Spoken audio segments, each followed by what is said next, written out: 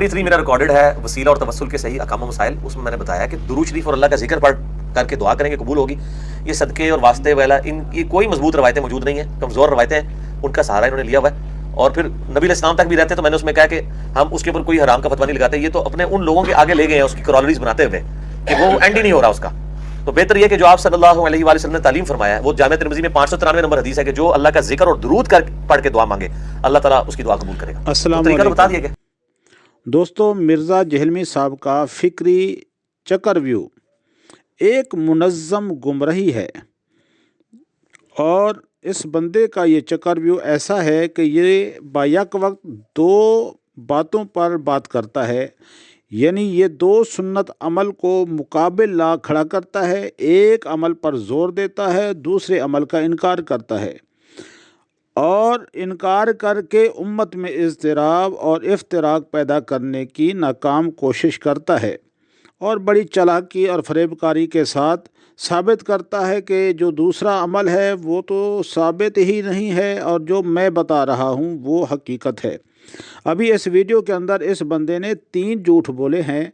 پہلا جھوٹ اس نے یہ بولا کہ درود شریف پڑھ لیں، ذکر کر لیں، آپ کی دعا قبول ہو جائے گی، وسیلے کی کوئی ضرورت نہیں۔ دوسرا جھوٹ اس نے یہ بولا کہ وسیلہ پر کوئی صحیح حدیث موجود نہیں ہے، اور اسی طرح تیسرا جھوٹ جو کہ اس کے اندر بغض ہے اولیاء کا، کہتا ہے یہ سلسلہ تو نبی کے بعد یہ جاری رکھتے ہیں، پتہ نہیں کہاں تک رکتا بھی نہیں، یعنی اولیاء صالحین کا وسیلہ دیتے رہتے ہیں۔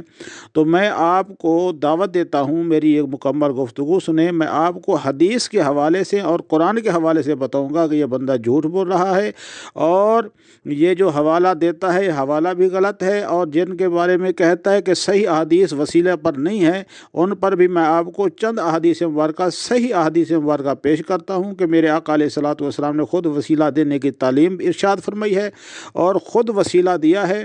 اور تیسری بات یہ بھی ثابت کروں گا حدیث سے کہ آقا دو جہاں صلی اللہ علیہ وآلہ وسلم نے غیر نبی یعنی اولیاء صالحین کا وسیلہ بھی پسند فرمایا ہے۔ آپ ملاحظہ فرمائیں۔ سب سے پہلے اس کا یہ جھوٹ دیکھیں کہ یہ کہتا ہے کہ یہ جامع ترمذی کی حدیث نمبر 593 آقا دو جہاں صلی اللہ علیہ وسلم نے مطلب کہ دعا مانگنے کا طریقہ ارشاد فرما دیا، حالانکہ اس حدیث مبارکہ کے اندر جو طریقہ ارشاد فرمایا گیا ہے وہ نماز میں التحیات کی صورت میں بیٹھ کر دعا مانگنے کا طریقہ ہے، نہ کہ عام حالت میں دعا مانگنے کا طریقہ ہے۔ نماز کی حالت کے طریقے کو بہر کی حالت پہ ڈیپینڈ کرنا یہ سب سے بڑی علم خیانت اور دھوکہ دہی ہے۔ آپ خود ملاحظہ فرما لیجئے، یہ حدیث آپ کے سامنے ہے۔ اس کے بعد میں اس کے دوسرے جھوٹ کو بے نقاب کرتا ہوں۔ یہ کہتا ہے ان کے پاس سوائے چند کمزور حدیثوں کے کچھ نہیں ہے، تو میں ان کو کہتا ہوں کہ بھائی ہمارے پاس تو قرآن بھی ہے اور صحیح حدیث بھی ہے، اگر تمہارے مطالعے میں نہیں ہے تو وہ تمہاری کمزوری ہے، لیکن تمہاری عادت ہے تان کرنا، وہ کر رہے ہو، جبکہ قرآن اور حدیث ہماری رہنمائی کرتا ہے کہ رب العالمین نے ارشاد فرمایا یا ایھا الذین آمنوا اتقوا اللہ وابتغوا الیہ الوسیلہ، سورہ مائدہ آیت نمبر 35، اللہ تعالیٰ نے وسیلہ ڈھونڈنے کا حکم فرمایا۔ دوسرے مقام پر ارشاد فرمایا کانوا من قبل یستفتحون علی الذین کفروا، سورہ بقرہ آیت نمبر 99۔ اسی آیات کریمہ کے تحت تفسیر ابن عباس، تفسیر تبیان القرآن، تفسیر بیان القرآن ڈاکٹر اسرار صاحب، تفسیر ثنائی مولانا ثناء اللہ عمر تصری، تفسیر در منصور، تفسیر عثمانی ڈاکٹر شبیر حسین عثمانی، تفسیر قرطبی اور تفسیر گلدستہ تفاسیر، تفسیر مظہری، ان تمام تفاسیر میں یہ لکھا ہوا ہے کہ آقا دو جہاں صلی اللہ علیہ وآلہ وسلم کی ولادت بعد سعادت سے پہلے یہود و نصارہ میرے آقا علیہ الصلوۃ والسلام کے وسیلہ سے فتح و کامرانی کی دعا مانگا کرتے تھے۔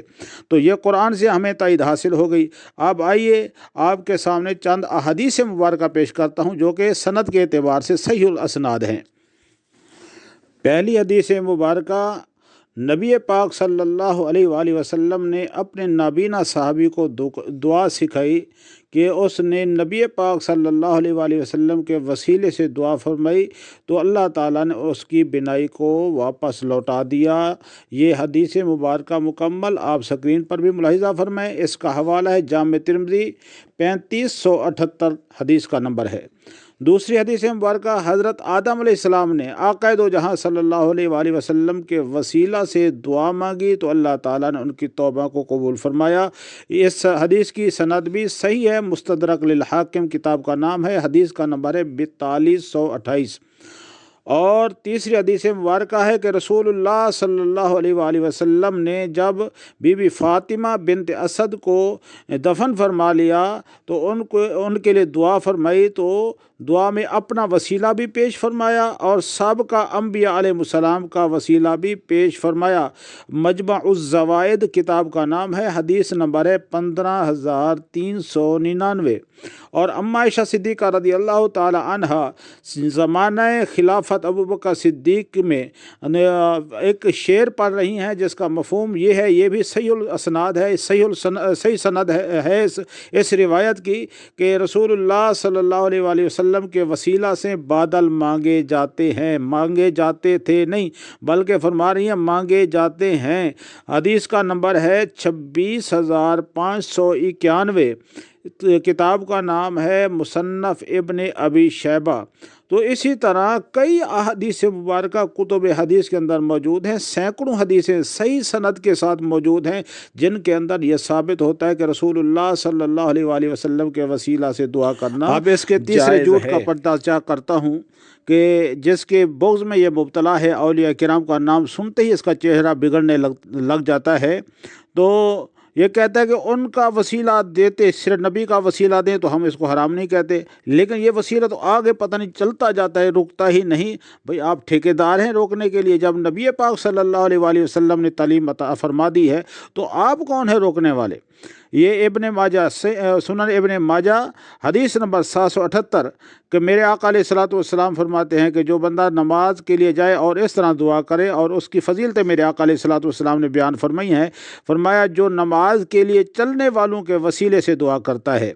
तो बताइए जो भी बंदा नेक है, जो भी बंदा नमाजी है, उसके वसीले से दुआ करें, इसकी फजीलत खुद मेरे आका अलैहिस्सलातु वस्सलाम ने बयान फरमाई है। आप उसको मना करने के लिए तुले हुए हैं। और दूसरी रिवायत मुस्तदरक लिल हाकिम की रिवायत है, ये सही सनद की रिवायत है कि मेरे आका अलैहिस्सलातु वस्सलाम फरमाते हैं कि कमज़ोरों के ज़रिए तुम्हें रिज़्क़ दिया जाता है, कमज़ोरों के ज़रिए यानी उनकी वजह से अल्लाह तुम्हारी मदद करता है। हदीस का नंबर है 2509। तो बताइए कमज़ोरों के ज़रिए अल्लाह तुम्हारी मदद करता है, नेक सारे लोगों की वसीला देने का ख़ुद मेरे आका अलैहिस्सलातु वस्सलाम ने हुक्म इरशाद फरमाया है। जब मेरे आका अलैहिस्सलातु वस्सलाम को मक्का की फ़तह नसीब हुई तो मेरे आका अलैहिस्सलातु वस्सलाम ने फरमाया ये फ़तह मक्का जो है अल्लाह ताला ने कमज़ोरों और ज़ईफ़ों की वजह से ही अता फरमाई है। तो ये तफसीर कुर्तबी के अंदर ये मुकम्मल उन्वान अहादीस की रोशनी में मौजूद है। सूरह बकरा आया नंबर 99 के तहत तफसीर कुर्तबी के अंदर तमाम तफासीर यानी तमाम अहादीस मुबारक मौजूद हैं जिनके अंदर आका अलैहिस्सलातु वस्सलाम फरमा रहे हैं ये कमज़ोरों की वजह से ही फ़तह अता हुई है। तो बताइए जनाब कि आपको क्यों बुग़्ज़ है वसीले से? क्या वसीला देना सुन्नत नहीं है? क्या ये हदीस से साबित नहीं है? हम अहले सुन्नत कहते हैं कि ज़िक्र भी करो, दुरूद भी पढ़ो और वसीला भी दो, क्योंकि ये सब नबी की सुन्नत है। नबी की सुन्नत आपस के अंदर मुतसादिम नहीं होती, बल्कि नबी की सुन्नत एक सुन्नत दूसरी को मुकम्मल करती है। इसलिए जब आप ज़िक्र भी करेंगे, दुरूद भी पढ़ेंगे, वसीला भी देंगे, इंशाअल्लाह आपकी दुआ भी कामिल होगी, रब ताला कबूल भी फरमा लेगा। दुआ है अल्लाह रब्बुल आलमीन आप सबको और मुझ गुनाहगार सियाहकार को अमल करने की तौफीक अता फरमाए।